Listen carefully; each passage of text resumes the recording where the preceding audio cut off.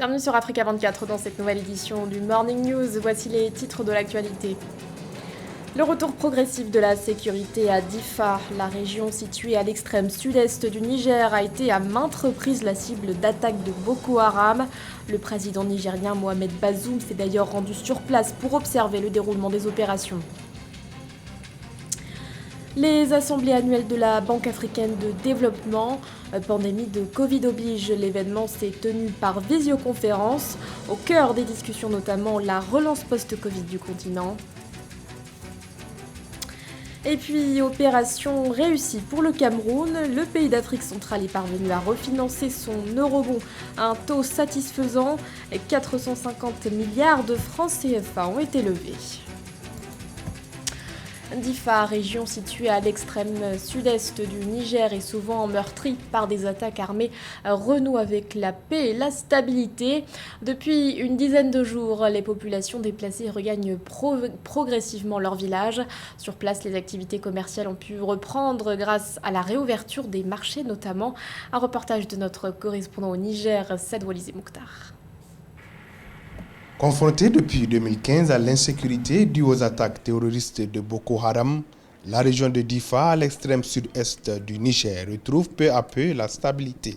En effet, depuis un certain temps, les forces de défense et de sécurité ont pris le dessus sur les terroristes, selon des observateurs. Aujourd'hui, la région de Difa renoue progressivement avec la paix et la sécurité. Les populations déplacées fuyant les attaques armées du groupe terroriste Boko Haram, actif dans cette région frontalière du Nigeria et riveraine du lac Tchad, deux bastions du groupe terroriste commencent à regagner leur village et les activités commerciales reprennent de plus belle avec la réouverture de plusieurs marchés fermés pour cause d'insécurité. Le défi primordial, c'est comment arriver dans un contexte d'insécurité qui a bouleversé tous les tissus économiques et sociaux de la région, comment avec la situation de l'accalmie et des volontés politiques clairement affichées, on puisse amorcer le développement économique et culturel de la région. Malgré plusieurs années d'insécurité, de couvre-feu et d'état d'urgence, les populations sont restées fortement résilientes.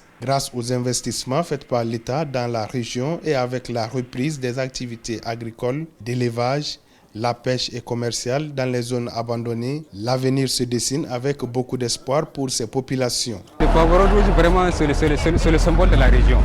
La réinstallation des populations déplacées, c'est synonyme de la reprise de la production du poivron. Maintenant, une fois la population a regagné son lieu d'ancien, donc maintenant, automatiquement, nous espérons que vraiment la reproduction du poivron va s'envoler. Qu'il continue vraiment à ramener les gens, à ramener tous les villageois dans leur localité, de les assister jusqu'à ce que les gens là retrouvent leur vie normale. Il ne suffit pas d'amener les gens, il faut les sécuriser. Il faut les sécuriser, ça c'est très important. Afin de constater de visu le déroulement des opérations de retour des populations déplacées dans leurs localités respectives, le président de la République Mohamed Bazoum a entamé ce 1er juillet 2021 à Difa une visite de travail qui s'achève le 3 juillet 2021. Durant ce séjour, il va prioritairement rassurer les populations des nouvelles mesures sécuritaires prises pour les mettre hors des attaques de Boko Haram et réaffirmer ainsi son engagement à relancer les activités socio-économiques dans la région. Le signe d'un réchauffement diplomatique entre le Rwanda et le Burundi. Ce jeudi 1er juillet, le Burundi célébrait le 59e anniversaire de son indépendance. Une célébration placée cette année sous le thème, je cite, « Comprendre et jouer pleinement son rôle de citoyen dans la vie nationale ». C'est la base d'une réelle indépendance. Point notable de cette journée, la présence du Premier ministre du Rwanda, Edouard Ngirente, le chef du gouvernement rwandais, qui a prôné à l'occasion de cette célébration une consolidation des relations d'amitié entre les deux États. Également présent à cette célébration, le président centrafricain Faustin Archange Touadéra. Elles se sont tenues du 23 au 25 juin. Durant ces 3 jours, la Banque africaine de développement a organisé en mode virtuel ses assemblées annuelles. Ces rencontres, qui ont été un franc succès selon le président de la BAD, Akinwumi Adesina, ont été centrées sur la relance post-Covid du continent africain. Corinne Kamzefem.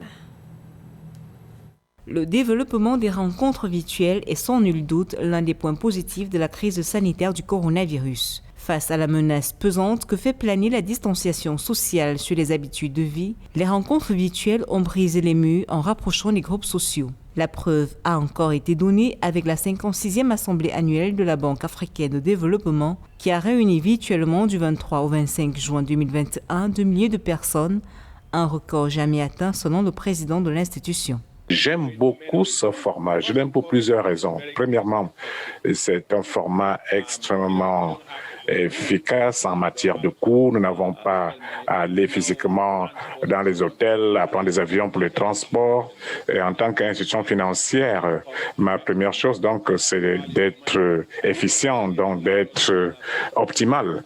Et donc, le format virtuel nous permet d'être optimal sans avoir donc à faire tout ce que nous faisons en présentiel. Deuxièmement, nous pouvons aussi obtenir des participants du monde entier, des chefs d'État, des leaders mondiaux, de partout du monde peuvent se connecter à nous car ils sont juste à un clic. À l'aide de la technologie que nous avons, le niveau également de participation est plus élevé que je ne l'ai jamais vu. C'est ma 6e année en tant que président de la banque. Je n'ai jamais vu ce niveau de participation et de discussion dans les assemblées annuelles. À l'instar de cette nouvelle approche, plusieurs opportunités doivent jaillir de la crise sanitaire du coronavirus. Un impératif pour une reprise économique rapide et efficace des pays africains très impactés par la crise mondiale. Les actionnaires du groupe de la Banque africaine de développement ont manifesté leur soutien au plan de lutte contre la pandémie de Covid-19 proposé par la direction de la BAD. Ce plan comprend le développement de l'industrie pharmaceutique sur le continent. L'Afrique ne devrait pas quémander pour les vaccins. L'Afrique devrait produire ces vaccins. C'est la raison pour laquelle, à la banque, nous avons eu des échanges avec nos gouverneurs qui nous ont encouragés dans ce sens. Et dans les 10 années à venir, la banque s'attend à investir au moins 10 milliards de dollars dans l'industrie pharmaceutique pour la production des vaccins, y compris de médicaments. À titre de rappel, ces débats virtuels ont posé les bases de la reprise économique post-Covid en Afrique. Celle-ci passe par une réduction de l'endettement des pays africains, le développement d'une croissance inclusive qui donne plus de place aux femmes et aux jeunes, le soutien accru au secteur privé, véritable créateur de richesses, une bonne orientation des fonds issus des droits de tirage spéciaux, notamment vers l'économie verte. De façon concrète, la Banque africaine de développement et ses partenaires prévoient 230 projets évalués à 208 milliards de dollars dans le but de favoriser les perspectives d'opérationnalisation de la zone de libre-échange continentale africaine. L'actualité, c'est aussi l'adoption de la proposition de loi réformant la loi sur les pôles anticorruption à Madagascar. Le texte a été adopté en deuxième lecture ce mercredi 30 juin à l'Assemblée nationale. Il devra ensuite être passé au crible par la Haute Cour constitutionnelle avant qu'il ne soit promulgué par le président de la République. À l'origine de cette proposition de loi, le député Kéron Idealson. Le texte prévoit notamment une réduction du mandat du coordonnateur national ainsi que celui des magistrats. Autre modification notable, la fin de la confiscation des biens illicites avant condamnation. Le Cameroun, en ce premier semestre de l'année 2021, fait un retour apprécié sur les marchés internationaux des capitaux. Ce sont les mots du ministre des Finances, Louis-Paul Motazé, ce 30 juin, évoquant la réussite de l'opération de refinancement de l'eurobond. Le pays est parvenu à mobiliser 450 milliards de francs CFA. Les explications de Viviane Baoken. Pour sa deuxième sortie sur le marché de l'emprunt international, le Cameroun réalise un bon succès. L'opération du refinancement de l'eurobond émise en 2015 a porté ses fruits ce 30 juin 2021 avec une mobilisation de 450 milliards de francs CFA à un taux d'intérêt de 5,95% contre 9,5% en 2015. Selon le ministre camerounais des Finances, l'opération qui s'est directement déroulée en euros a été souscrite 3,2 fois et les carnets d'ordre ont atteint 1481,15 milliards de francs CFA alors que le Cameroun ne recherchait que 450 milliards de francs CFA. Le succès de cet eurobond de 2021 pour le Cameroun vient confirmer l'attractivité de la signature Cameroun, qui est une confiance renouvelée au cadre économique, monétaire et budgétaire de l'État du Cameroun, qui signifie que le baromètre d'emprunt ou la notation économique et financière du Cameroun est élevé et le non-paiement, le risque de non-paiement est faible. Avec cette nouvelle mobilisation de l'eurobond, le Cameroun pourra faire d'une pierre deux coups. Tout d'abord, repousser les échéances de remboursement de son eurobond qui était prévu dès 2023 jusqu'en 2025 à raison de 150 milliards de francs CFA tous les ans. Le pays pourra également profiter des conditions actuelles favorables du marché international des capitaux pour réduire le service de la dette sur cette obligation. Dans cet eurobond, une couverture du risque de change en devise a été assurée. On peut donc dire que ce n'est pas un alourdissement de la dette extérieure du Cameroun. C'est le même montant de 400 milliards. Mais vient avec ce succès réduire la pression de trésorerie de l'État du Cameroun qui a un cadre de mise en œuvre de la SND 30 et a besoin justement de ces investissements-là. Pour ce nouvel eurobond, les investisseurs ont réaffirmé leur confiance quant à la qualité de la signature de l'État du Cameroun. Cet engouement s'est manifesté avec une acceptation des investisseurs existants de l'ordre de 80% sur cette opération. Rappelons que sans ce refinancement et dès 2023, il aurait fallu à l'État du Cameroun de débourser 150 milliards de francs CFA tous les ans jusqu'en 2025 pour rembourser l'eurobond.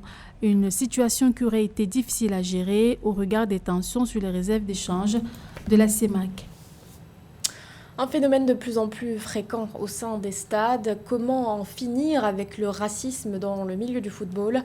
Si sur le continent, les incidents de ce type se font plus rares, en Europe, ils gagnent du terrain. José Douglas. En Europe et d'abord l'Italie, où les supporters de la Lazio Rome ont un temps scandé des slogans racistes à l'encontre de certains joueurs et notamment des injures à l'endroit de la star internationale sénégalaise, Dame Doy. Nous ne cessons de dénoncer les actes de racisme, avons mené plusieurs campagnes en ce sens et continuons régulièrement à porter nos propres messages contre le racisme ou à nous associer à des actions extérieures. Fut un temps aussi, pendant une rencontre amicale avec Panathinaikos, les supporters de Newcastle ont insulté la star égyptienne Mido en tonnant des chants islamophobes, traitant le joueur de terroriste et allant jusqu'à scander « Attention, Mido a une bombe ». Certains pensent aussi que ces propos alarmistes tenus par les hommes politiques sur l'immigration exacerbent les problèmes. Une campagne contre le racisme a lieu chaque année en octobre et connaît un grand succès. Elle vise à sensibiliser le public sur le racisme et la discrimination raciale et à créer un front uni pour remédier à ce phénomène. Phare, football contre le racisme en Europe s'organise et reste vigilant pour faire barrage au problème d'où il vient. Le racisme dans les stades tend à s'amplifier avec des cris de singe et plusieurs joueurs ont été concernés comme l'attaquant malien de Porto, Moussa Marega, qui avait décidé de quitter le terrain lors de matchs contre Vitória Guimarães. Ils le retiennent sur le terrain pour qu'il puisse continuer le match comme si de rien n'était. C'est super violent pour le joueur. L'exemple que je vais donner vulgaire, c'est si vous êtes face à un homme violent qui est en train de frapper son épouse. Là, c'est comme si vous dites à l'homme, oui, non, c'est pas grave, continue.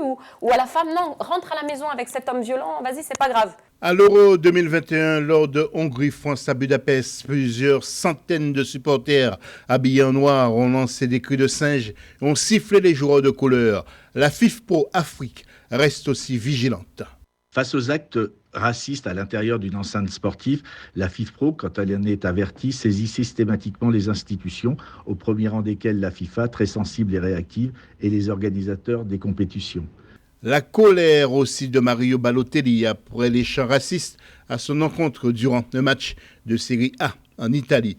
Luca Castellini, le chef de la section Ultra qui a dirigé les chants racistes contre Balotelli, voit Balotelli différent.